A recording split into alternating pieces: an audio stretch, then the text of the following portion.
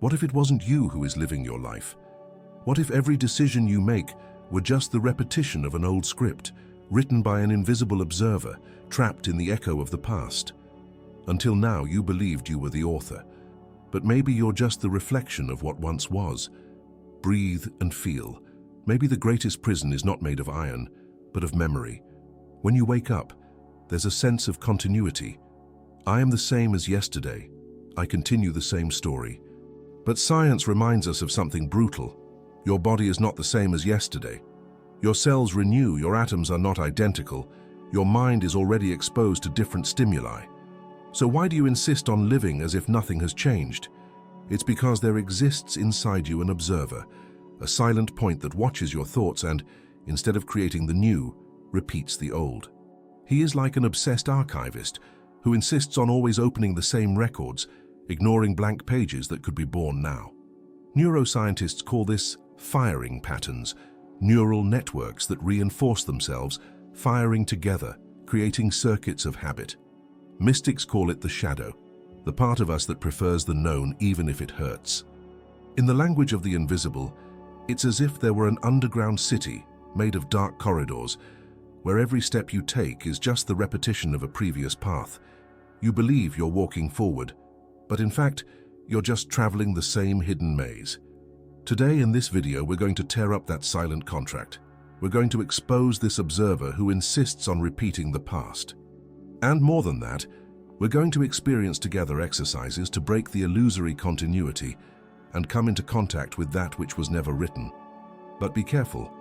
What's about to be revealed is not just knowledge, it's rupture. Because understanding that you are not who you believed yourself to be can bring both vertigo and liberation. Imagine an old clock, stopped, but that everyone around swears they still hear ticking. People look at it and organize their lives as if time there were real. So it is with the observer inside you, a broken clock that insists on marking hours that no longer exist and yet still controls your movements. Now, take a deep breath, because in this moment you're facing the possibility of letting the clock fall silent. Until now you believed that memory was remembrance. But what if remembrance were just repetition? Until now you believed that deciding was freedom. But what if deciding were just obeying an invisible past? Modern psychology shows us something disturbing.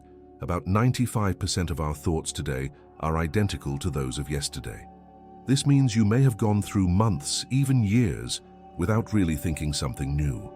Just varying the same melody, changing details of a song that was already written.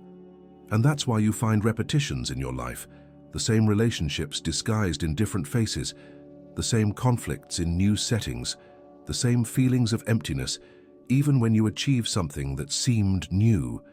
Because it's not you who repeats, it's the silent observer who insists on recording the same narrative.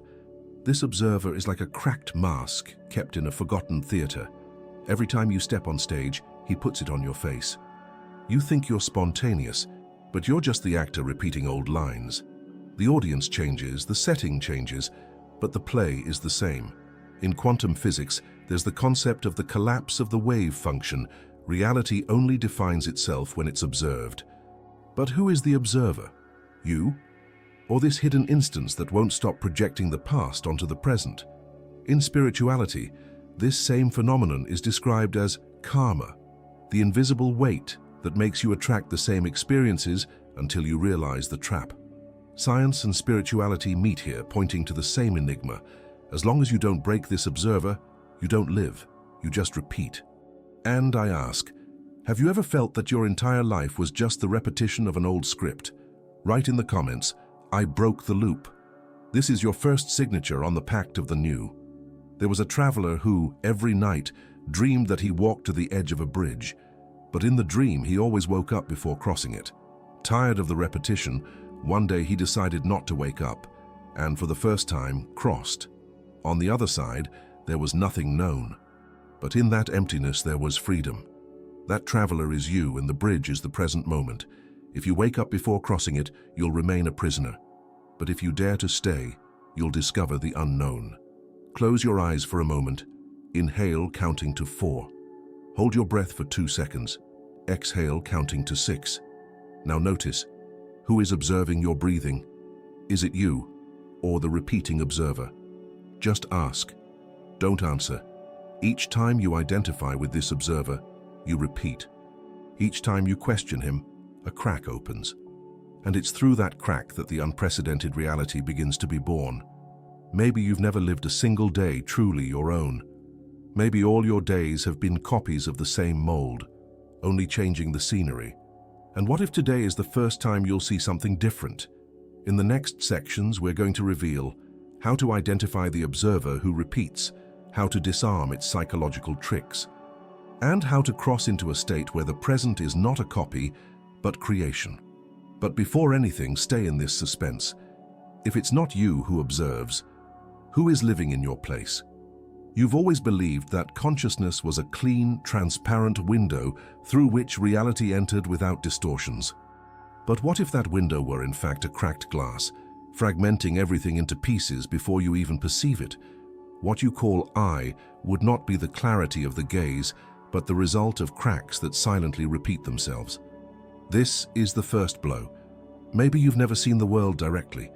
Maybe you've only seen recycled versions of it, projected by the same point of observation that insists on preserving the old fragments. When you recall a moment from childhood, the image seems crystal clear. But studies show that each memory is a rewriting. You don't access the event, but the last stored version of it. Thus, with each recollection, the past is updated with small distortions. The observer inside you feeds on these distortions because they reinforce continuity. It doesn't want novelty. It wants stability, even if that stability is made of illusions. Imagine an infinite library where the books are organized not by themes but by repetitions. You enter in search of something new, but each shelf leads to the same volume, only with slightly different covers. Reading any of them is always rereading the same story. It's in this space that the observer lives. It doesn't create new books, it only reorganizes the old ones. Now, take a pause. Close your eyes and picture a large hourglass, but with one detail. The sand that flows from the top doesn't fall into the empty space below. It returns to the top in an endless cycle. Notice how this flow seems like movement, but never generates anything but repetition. This hourglass is your psychological time, running inside the same ring, always going back to the beginning. Inhale slowly. Feel the sand sliding. Exhale and allow yourself to perceive. The flow continues, but it doesn't advance.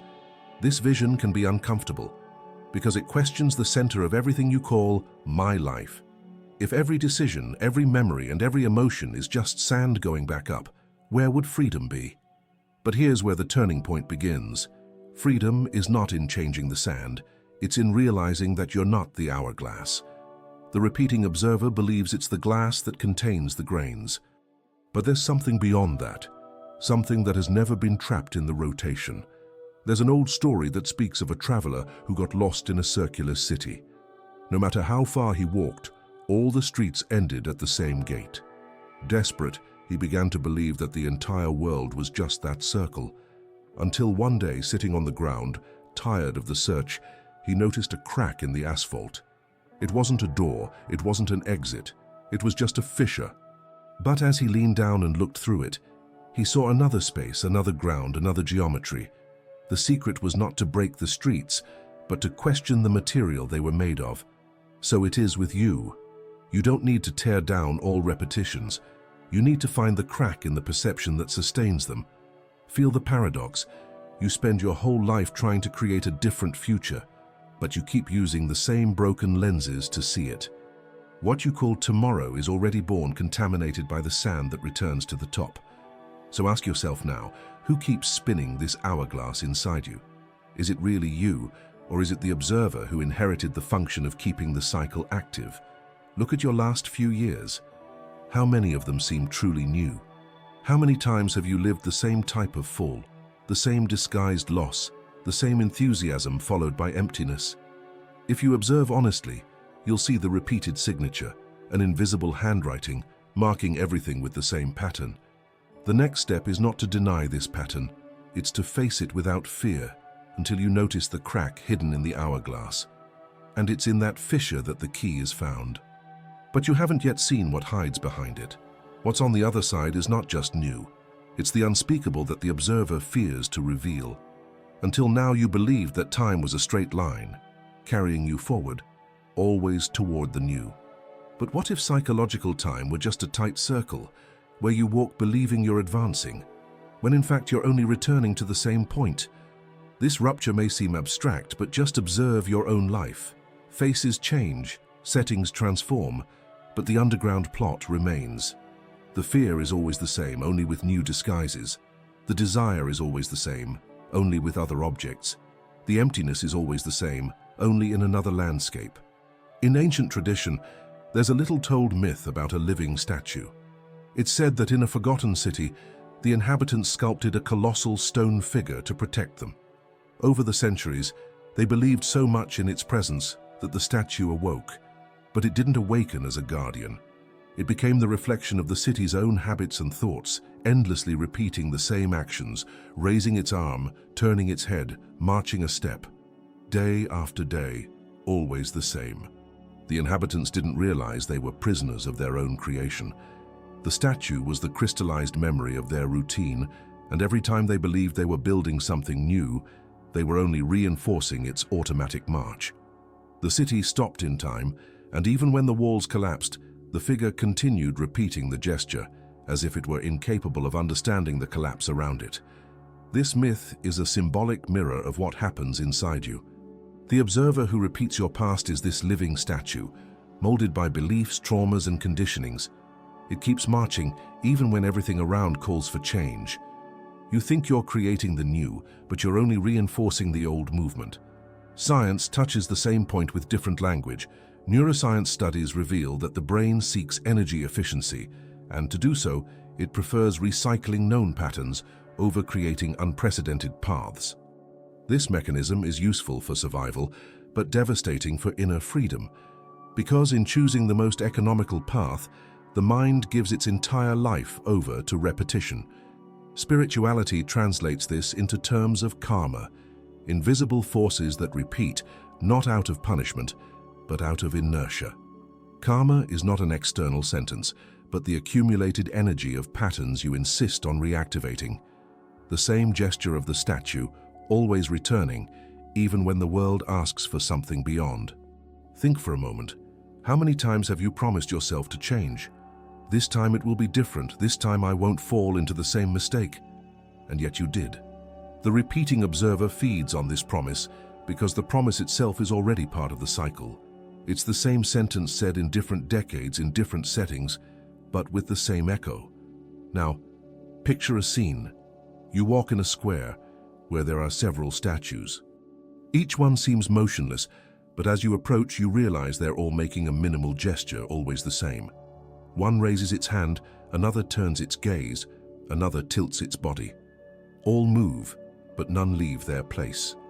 You realize with a shock that you're there too, your own statue silently repeating the same gesture you've always made. And the question arises, who is controlling whom? Do you live the statue, or does the statue live you? Science points out that new paths only form when there's friction, when the mind is forced to leave the zone of efficiency. Spirituality says the same. Freedom is only born when you face the statue and decide not to follow it. Not destroy, not fight against, but realize that you are not it. This is the hidden secret. The statue doesn't need to stop. It will continue its movement. But you can learn to walk out of the square, leaving it repeating its gestures alone. True liberation is not fixing the repeater. It's disconnecting from it. And here is where you need to choose. Will you continue believing the myth that time is a line, or will you accept that until now you were walking in circles? If you felt this fissure, write in the comments, "I saw the hidden door," because seeing the door is the first act of rupture. You believed that breaking the repetition meant destroying the statue, but what if it were indestructible? What if the very attempt to break it were just one more movement within the cycle it governs? This is the contradiction we need to face. You don't free yourself by fighting the pattern, because fighting is already a pattern. Rupture only happens when you realize there is something beyond the field of struggle, a point where the statue can continue its automatic gesture, but you no longer need to follow it. Imagine an invisible city, suspended on taut ropes that no one can see. The houses seem to float in the air, but in fact they're held up, supported by wires that vibrate imperceptibly. The inhabitants believe they are free, believe they are walking through open streets, but each step is controlled by the vibration of those ropes. They don't realize the city only exists because the wires remain stretched, always to the same beat. You also live in an invisible city. Your mind built inner streets, buildings, and squares, all supported by emotional cords and taut memories. Every time you repeat a pattern, you reinforce the tension of those cords, keeping the city steady in the air.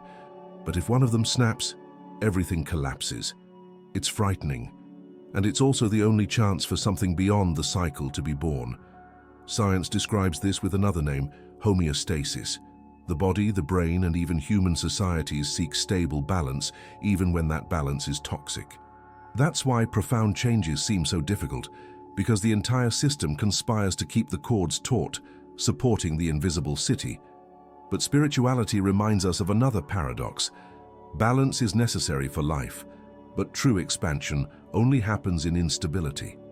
When the bird is pushed out of the nest, there is no balance, there is a fall. Only in the risk of falling does flight arise. Think about this. Perhaps the moments of crisis in your life were not mistakes, but attempts by existence itself to loosen one of the invisible cords, and every time you rushed to restore balance, you only reinforced the prison. What looked like disorder was, in fact, the call of freedom. Now imagine a flock of birds in a fall. They don't fly, they just plummet together, as if bound to an invisible gravity. But at a certain point, one of them opens its wings. It's not that gravity disappears. It's still there, relentless. What changes is the relationship to it. The bird that opens its wings doesn't destroy the fall, but transforms it into flight. So it is with you. You can't destroy the patterns that repeat, but you can open inner wings, transmuting the movement into something new. The observer who insists on repeating doesn't disappear. It will go on trying to record, archive, rewrite. But when you realize there are wings, gravity no longer imprisons you. This is the central paradox. Science will say you are a prisoner of neural cords, conditioned by electrical firings that tend always to the same path. Spirituality will say you are free consciousness beyond any repetition. Which one is right? Both. You are conditioned, and at the same time, you are free. You are a bird in a fall, and at the same time, you are open wings. The contradiction doesn't need to be resolved. It needs to be lived. Because it is in this clash between limits and infinity that something new happens. Close your eyes for a few seconds. Feel the weight of gravity on your body, pulling you downward. Now, just imagine wings opening on your back. You don't need to move anything. Just notice. The fall doesn't vanish, but something inside you begins to hover above it. Breathe, and let the image remain. If you've understood this movement, you already know. It's not about destroying cords, statues, or invisible cities. It's about realizing there is within you a dimension that is neither cord, nor stone, nor repetition. A dimension that doesn't need to struggle to be free, because it was born free. You grew up believing that the brain records reality like a camera, faithfully capturing what happens. But neuroscience has brought a disturbing finding. Up to 80% of what you see doesn't come from the external world, but from internal predictions. In other words, you don't see the present, you project the past onto it. This mechanism is called predictive perception. Your nervous system saves energy by guessing what will come next, instead of processing everything from scratch. It's as if life were a stage, but you never watch the real play, only the staging your mind insists on repeating. Now imagine an underground theater. The audience never sees the real actors. A hidden projector casts shadows on the curtain, and everyone applauds as if that were the show. The problem is that the projector doesn't create new images. It only repeats old film reels, scratched and worn. And even when the audience believes something unprecedented is happening, it's only an old fragment recycled. This underground theater is your perception. You think you're seeing the other, but you see only your memories about them. You believe you're living a new moment, but you're only watching the repetition projected by the machine of the brain. Spirituality describes the same process in different language.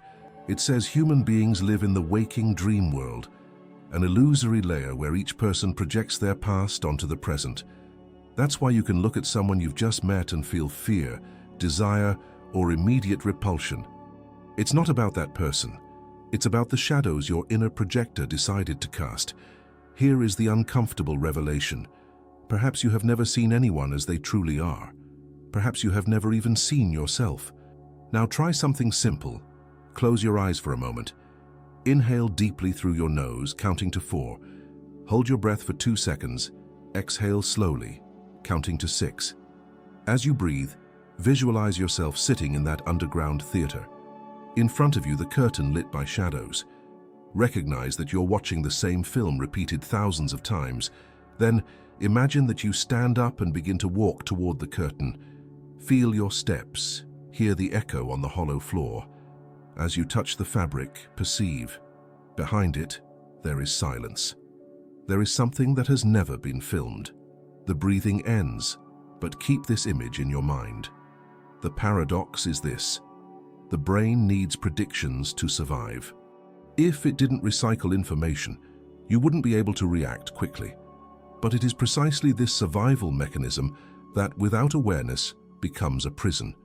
It ensures that you live, but prevents you from truly living. Thus, science and spirituality converge on the same crossroads. You survive inside a repeated film, but you can cross the curtain and see the empty stage. This empty stage is the present without the past. It is the place where the repeating observer has no power. Now imagine a square in the center of a forgotten city. Every day at the same hours, bells ring, even though there is no one left to hear them. The sound echoes through abandoned streets, marking a time that no longer exists. You pass through the square and believe you are hearing the present, but what vibrates in the air is only the automatic record of the past. Your mind is that bell. The ringing is not current, but you keep reacting as if it were. The big question is, what happens when you decide not to respond to the bell? What is born when you cross the curtain and look at the empty stage?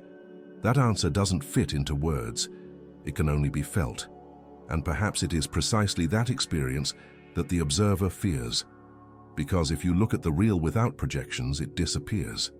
And with it disappears the illusion that you are only the repetition. In the next step, we will explore this opened crack. What really arises when the film stops, when the bell falls silent, when the underground theater is empty. But for now, just remain with the image of the unoccupied stage, because it is there that the unprecedented will begin to be born. Up to this point, we've spoken of the repeating observer as if it were just a rigid guardian, projecting the past onto the present. But there is a second layer, even more unsettling. This observer not only repeats, it believes it is you. This is the second turn. You identify with it. You say, I think this way. I feel this way. I am like this. But you don't realize that the voice that repeats is not your essence, but the accumulated echo of old patterns. In psychology, this phenomenon has technical names: narrative self, constructed identity, autobiographical self. Different labels for the same mystery. The idea that your notion of I is not continuous, but a story fabricated to maintain the illusion of continuity. In spirituality, the description is even more incisive. The I you defend so fervently is just an energetic mask, sustained by the repetition of memories. It is not the real being. It is only the character insisting on remaining on stage. To understand this revelation, listen to an old story. There was a king who didn't know he was dead. When he fell ill and his body stopped, he believed he had only fallen asleep. In the realm of the dead, he remained seated on his throne, giving orders, receiving subjects, living the same routine as always. The shadows around obeyed, not out of respect, but because he still believed he was king.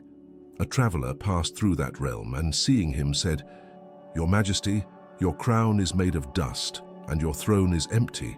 You continue to reign over a palace that has already collapsed."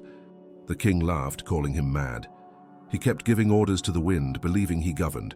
So it is with the observer within you, a dead king ruling over ruins, sustained only by the belief that he still reigns. When you say, "That's just how I am," it's the crown of dust speaking. When you insist on repeating the same paths because it's always been this way, it's the dead king decreeing laws in a realm that no longer exists. And yet, you obey. Science shows us that identity is a process, not an entity. Your brain doesn't store a fixed I. It reconstructs your notion of who you are at every instant, as if writing new pages with excerpts from old chapters. This constant reconstruction gives the impression of unity. But in reality, you are always someone else, always new. Spirituality translates this even more radically. There is no fixed self to be defended. There is only consciousness, bare presence, prior to any narrative. Think of it like an underground river that runs through an invisible city. On the surface, the inhabitants swear the water from the fountain is always the same, crystalline and stable. But underneath, the river never repeats. Each drop is unprecedented, each flow irreversible. The mistake lies in confusing the fountain with the water, the statue with the being, the mask with consciousness. Now, try something in silence. Close your eyes. Inhale slowly, counting to 4. As you inhale, notice the inner voice that insists on saying I am. Exhale, counting to 6. As you exhale, allow yourself to observe that voice as if it were something else, as if it were just a sound in the air. Repeat for 3 cycles, and at the end ask, who is hearing this voice? If you feel an emptiness in the answer, it's because for an instant you touched something beyond the dead king. This second turn is unsettling, but liberating, because it reveals that what you believe to be your identity may be nothing but dust in the air. And if that's true, you are not bound to an old plot. You don't need to obey the orders of an empty throne. You can rise from the realm of shadows and walk as one who recognizes. Real life needs no crowns. If this revelation resonated with you, write in the comments, I broke the loop. This sentence is more than a symbolic gesture. It is the first refusal to obey the dead king. You always believed you were the observer, the one who looks at the world. But what if the world were also looking at you? What if, while you believe you're watching time pass, it is time that watches you wear down? This is the paradox. The observer can be at the same time observed. Imagine crossing a living desert. The sand isn't static. It breathes, changes shape, swallows footprints, recreates dunes where there were once clearings. You walk believing you're leaving marks, but the desert itself is watching you, erasing and redrawing your passage. Who walks upon whom? Do you cross the desert, or does the desert cross you? So it is with your consciousness.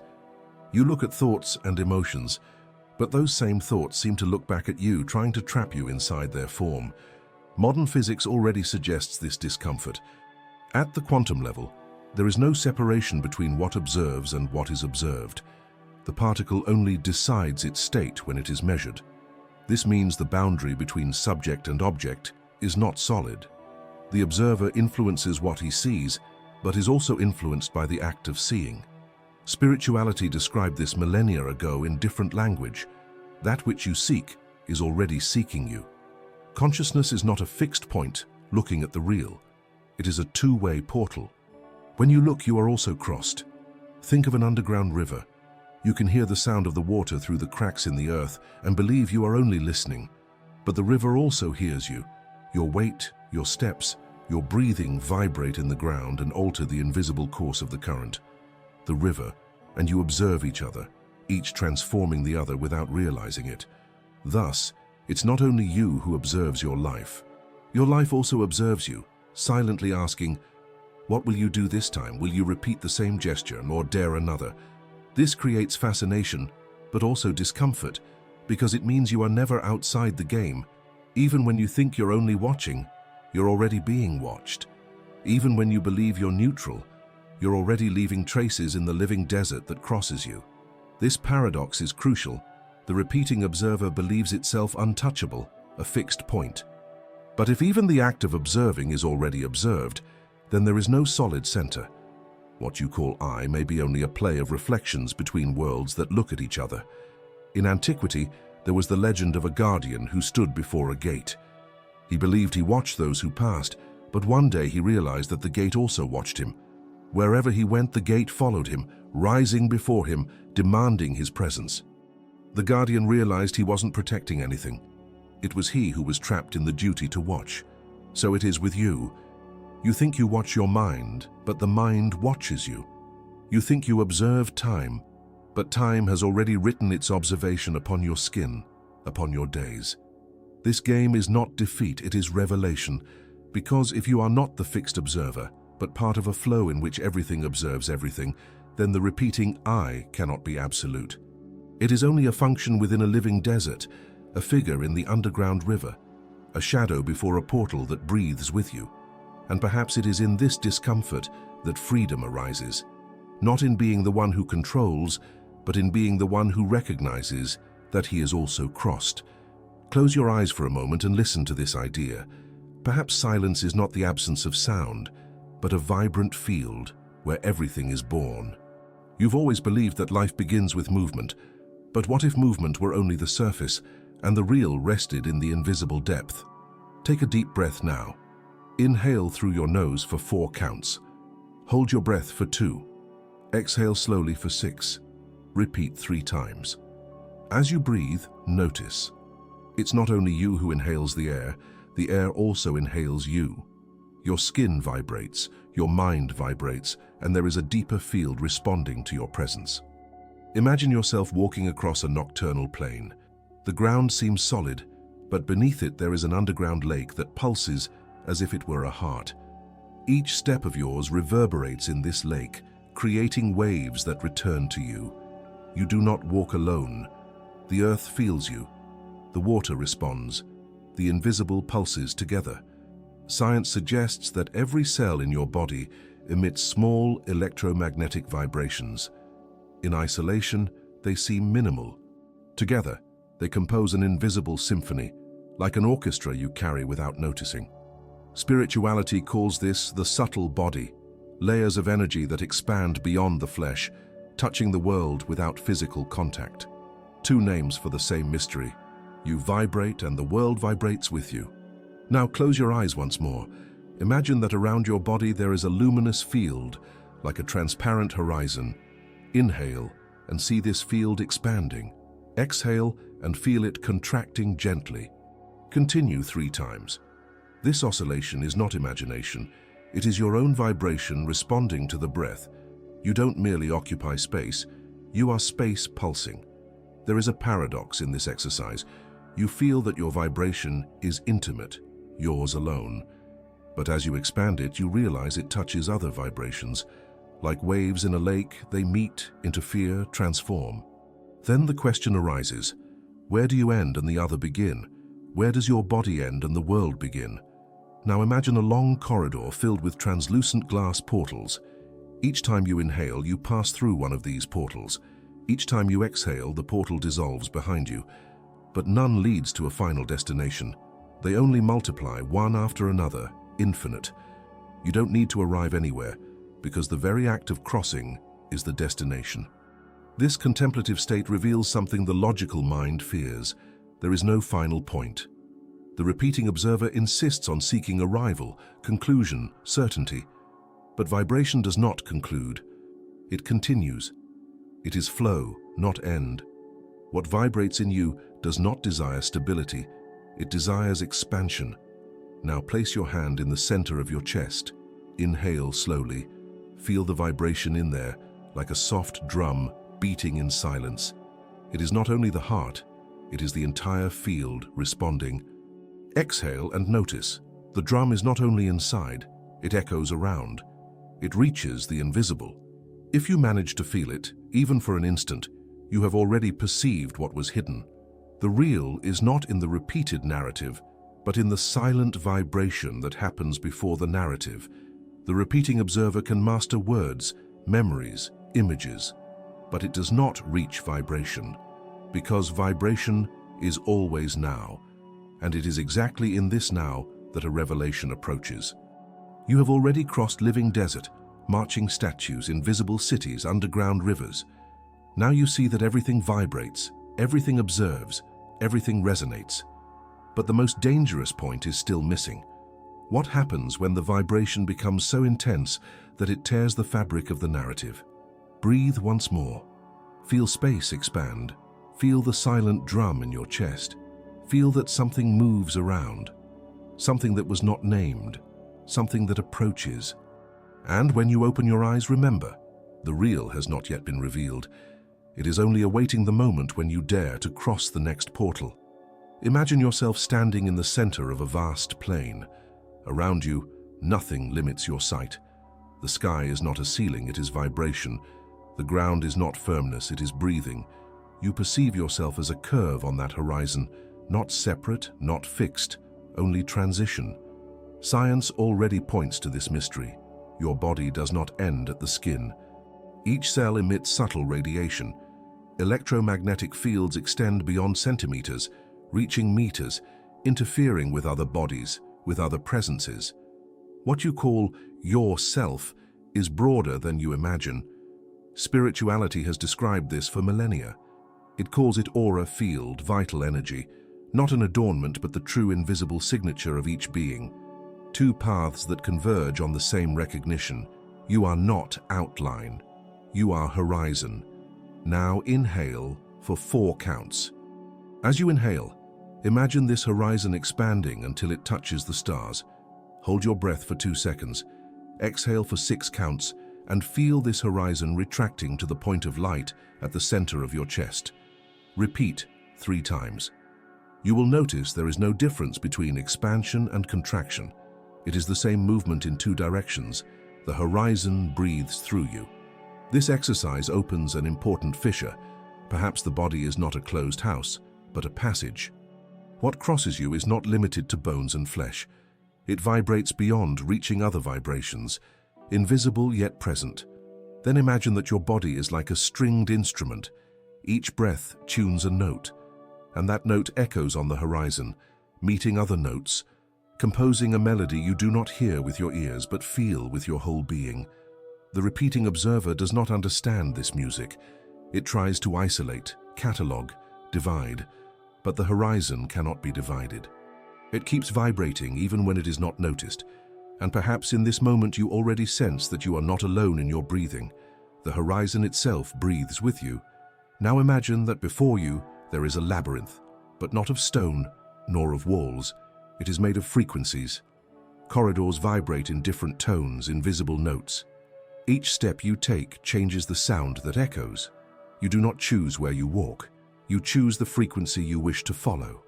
This labyrinth has no visible exits, only doors of sound. Some notes create a feeling of weight, as if they dragged you downward.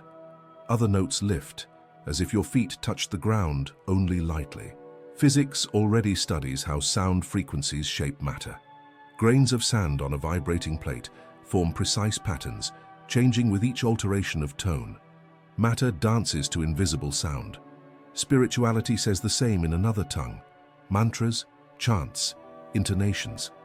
Not magic words, but vibrations that pass through the body and the world, reorganizing patterns.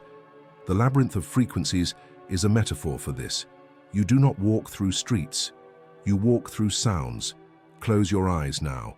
Inhale, counting to 4, hold for 2. Exhale for 6. As you inhale, imagine a low note echoing in your body. As you exhale, let it transform into a lighter, higher tone. Repeat 3 times. Notice how the change in frequency alters your sensation, not only in the physical body, but in something subtler. The repeating observer lives trapped in low notes, in tones that weigh, because they create the illusion of continuity. But when you dare to vibrate at another frequency, you realize the exit from the labyrinth is not physical, it is tonal. Imagine that upon finding the right note, the entire labyrinth begins to dissolve. Corridors become open fields, sonic walls fade into the air. You do not need to run to get out. You only need to vibrate. This is the preparation. Because by vibrating in a different tone, the repeater loses strength. It cannot survive where the note is new, and it is in this unprecedented vibration that the next step reveals itself. No more labyrinth, no more isolated frequency, but the encounter with the living wall that already breathes in you. You have walked through many layers to get here. First, you realized that what you called the present was only repetition in disguise. Then you discovered that the I that governs your life is nothing more than an empty throne, sustained by recollections that believe themselves eternal. Further on, you entered the discomfort of the paradox. You not only observe, but are also observed, crossed by time, by space, by the very consciousness that inhabits you. And now you begin to feel that everything that seemed solid is, in fact, vibration. These turns weren't concepts to memorize, but blows to the structure you always called reality. Each one opened a different crack, repetition exposed, identity dismantled, the observer being observed, vibration expanding. They aren't theories, they are doors. And each door brought you to this point, where the greater revelation is already breathing around you. But before we cross the final threshold, imagine a grand scene. At the center of an endless ocean, a wall made of living crystal rises. It is neither opaque nor transparent. It pulses in colors that change with your breath. Thousands of travelers have arrived before it, fascinated by its glow. Some tried to break it by force, others worshipped it as if it were a god. All, however, ended up lost before its shifting reflection. The secret of the wall is simple. It does not separate two worlds. It is the very meeting of worlds. Whoever crosses does not go somewhere else, but ceases to be who they believed they were. This wall of living crystal is the final metaphor for what stands before you now. All the previous turns were only the path to arrive here, at the limit of the repeating observer. Science touches this wall by saying that consciousness may not be inside the brain, but be an extended field, something greater than biology. Spirituality has always affirmed the same. You are not only body, not only mind, not only narrative. You are presence crossing matter, vibrating beyond time. When science and spirituality touch the same point, no choice remains. Either you face the wall, or you continue spinning in the cycle of repetition. Close your eyes for a few seconds. Inhale deeply. As the air enters, picture yourself before this pulsing crystal wall. It vibrates in the same rhythm as your breathing. Exhale slowly. Notice there are no cracks, no visible doors, but something within you knows. The passage is not made of force, it is made of surrender. Repeat this cycle 3 times. Observe, the wall is not outside you, it is the very border between the repeater and the real. Until now, the repeater insisted on keeping its crown of dust, its automatic gesture, its sand cycle that always returns to the top. But here, before the wall, it loses power. Because living crystal does not respond to repetition. It only responds to pure vibration, to the present without narrative. This is the ground of closure. No more concepts, no more stories, but a vibrational space you have already begun to feel. Now breathe once more. Touch your chest. Feel the silent drum. Remember the layers traversed, repetition exposed, the dead king, the paradox of the observer, the breathing portal, the expanding vibration. All these images were not destinations, but guides pointing to here. Here, before the living wall, you don't need to ask what will happen. You only need to notice that something greater is already happening. And in the next instant, what remains is not explanation, it is crossing. In the next part, there will be no walls, no cords, no invisible cities, only pure vibration, the silent sound of the real approaching. You remember, in the end, the wall of living crystal appeared before you. But is it only a barrier? Perhaps it is also an organism, because if you approach in silence, you notice it breathes with you. With each inhalation, it pulses in lighter tones. With each exhalation, it dives into deeper shades. The wall is not solid, it is alive. This changes everything. There is no you on one side and it on the other. What vibrates in your breath already vibrates in it. Perhaps you were never separate. In science, we call this resonance. Two bodies vibrating at different frequencies tend to adjust. A tuning fork vibrates, and another, even at a distance, begins to sing the same note. You breathe and the wall sings your note. In spirituality, this has always been called communion, not a meeting between two, but the recognition that there were never two. The wall does not block, it reveals. Imagine yourself in a deep cave. The walls are not static. They vibrate like immense strings. Every word you utter echoes not only back to you, but in multiple tones, creating harmonies that did not exist before. You do not speak alone. The space responds. So it is with the wall. Each thought, each gesture of yours reverberates in it, and it returns not the same form, but another, broader, denser. Now close your eyes. Inhale slowly for 4 counts. Hold your breath for 2. Exhale for 6. As you exhale, imagine the wall vibrating with you. Notice, there is no resistance. There is only resonance. This is the paradox. You believed you needed to break the wall to cross, but the crossing happens when you become the same vibration as it. When there is no more difference, there is no more obstacle. The repeating observer does not understand this because it lives on opposition, inside, outside, right, wrong, me, world. But before the living wall, it disarms, because it does not confront it. It dissolves it in song. Perhaps this is the greatest revelation. The path was neither to destroy nor to conquer, but simply to resonate. To cross is not to go beyond. It is to become part. And if you have already felt this vibration now, even for an instant, then you have already begun to cross. But not everything is crystal. The path also leads you to the awakened desert. Imagine an endless horizon with no trees, no rivers, only sand. But this sand is not dead. It moves like a sleeping animal, breathing beneath your feet. Each step of yours provokes invisible ripples. You believed you were crossing the desert, but in truth, the desert crosses you. It observes, tests, provokes. It offers you mirages not to deceive, but to reveal your attachment to form. In science, this echoes in the idea of adaptation. The environment is not a neutral backdrop. It molds who you are. The desert forces the body to reinvent itself. Less weight, more endurance, sharpened senses. You change because the space demands it. In spirituality, the desert has always been a territory of revelation. Prophets, monks, and visionaries walked through it, not to arrive somewhere else, but to lose who they believed they were. The desert does not pardon masks. It tears what is artificial. Now breathe deeply. Inhale for 4 counts. Exhale for 6. Imagine the awakened desert beneath your feet. Feel the sand move as if it were living fabric. Do not fight. Walk, even if each step disappears behind you. This is the mystery. In the awakened desert, there is no trace. And without a trace, there is no repetition. Each step is born unique, dies unique, and you begin to understand freedom is not arriving. It is walking without a mark. The repeating observer does not survive here. It needs records, traces, continuity. But in the awakened desert, everything is erased. Only the instant vibrates. You do not possess the desert possesses you. And in this possessing, something beyond the observer begins to breathe. And when the desert opens, sound arises.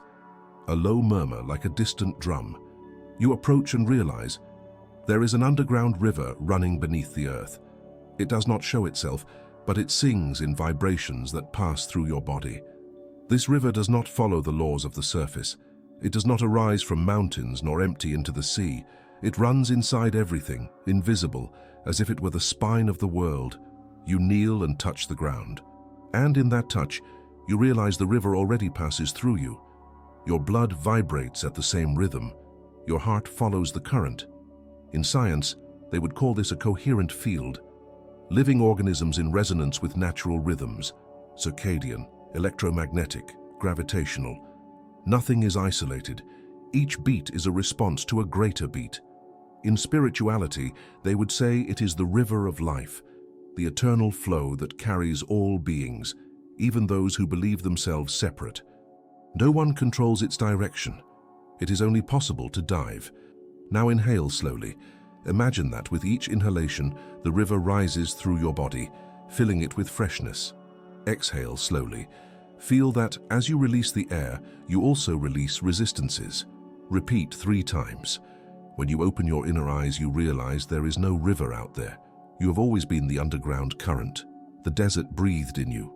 The wall vibrated in you. It has always been the same field, showing itself in different forms, and perhaps this is the final preparation. Because when you recognize yourself as river, wall, and desert, there is nothing left to conquer, only to cross. You are still before the living wall. It pulses with your breath, but no longer demands anything of you. It does not ask for struggle. It does not ask for understanding. It only vibrates, as if it were a mirror that never returns an image, only presence. Perhaps this is the instant that was always hidden, the point where there is no longer any difference between you and what observes, the point where all repetition loses meaning. Breathe slowly. Feel the weight of the body that still anchors you. Feel the emptiness that opens behind the words. Do not try to hold. Do not try to conclude. Because what is being born now is not explanation. It is reverberation. You walked through living deserts, crossed invisible cities, faced underground rivers, breathing portals, taut chords, statues that never cease their gesture. Each metaphor was a password. Each scene was only a pointing finger, but what vibrates now cannot be pointed at. It can only be felt. Perhaps at this moment the repeating observer is silent, disconcerted. Perhaps it still tries to name, catalogue, imprison. But there is a fissure that cannot be closed. And through this fissure the real keeps insinuating itself. Do not conclude, breathe. The real is not an idea. It is crossing. It is not an answer. It is vibration. It is not an end. It is infinite continuity. Science may call this a unified field, resonance, coherence. Spirituality may call it spirit, presence, full emptiness. But no name touches the core. The core remains untouched, waiting only for you to live it. Imagine yourself now in a room without doors, without windows. At the center, only an invisible flame that does not illuminate but vibrates you approach. And you realize there is no way out, because there was never inside nor outside. It has always been only this vibration that observes itself in you. You are not spectator. You are not actor. You are the very reverberation happening. Perhaps that is why so many seekers end their journey in silence. Because silence is not absence. It is proof that the narrative has ended, but life goes on. It is the space where the repeating observer dissolves, and what remains is only what always was. If you close your eyes now, you will feel. The video does not end here. It breathes in you, through you, as you. Each heartbeat is an invisible sentence that continues to be written. Each breath is the next scene. You do not need to rush to understand. You do not need to run to hold on. What was opened here cannot be closed. What vibrated here cannot be undone.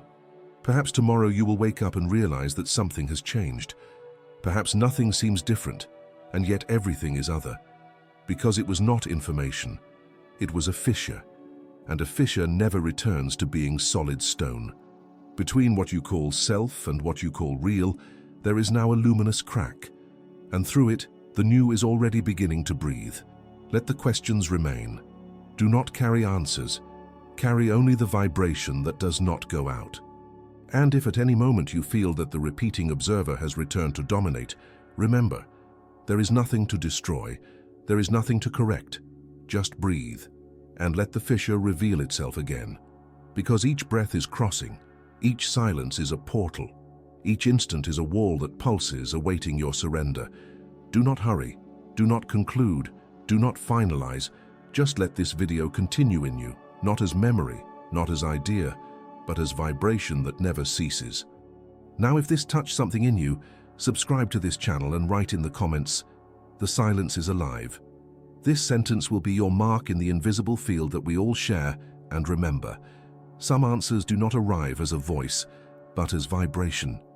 And that vibration continues in you now, even after the screen goes dark, even after the words cease, even after the end.